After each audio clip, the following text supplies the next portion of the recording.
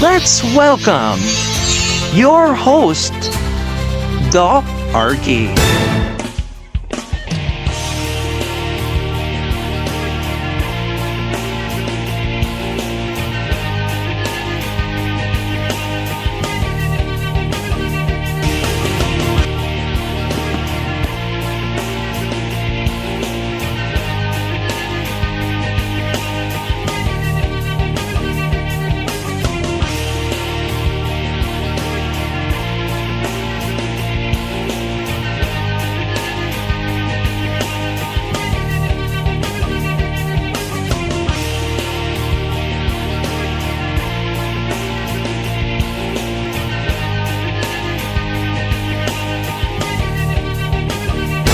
Kapag magpapatayo kayo ng bahay, ang unahin nyo palagi is yung lupa.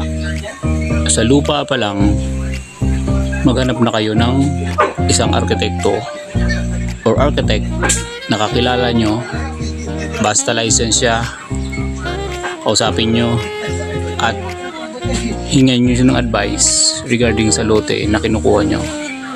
Doon pa lang malalaman nyo na kung maganda yung location ng lupa na paglalagyan nyo ng bahay.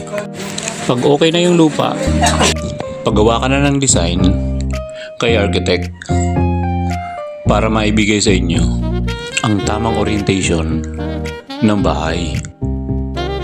May bibigay na sa inyo ang mga location ng bedroom, saan ang pinaka-the best na location ng kitchen, saan ang pinaka-the best na location ng living area, at yung mga yung parking area mo para maibigay sa inyo ang mga idea na yon at maging komportable po kayo sa loob ng bahay. Ang nakikita nyo ngayon sa screen is lahat yan ay design ko. Ang ginagamit kong software dyan is SketchUp muna.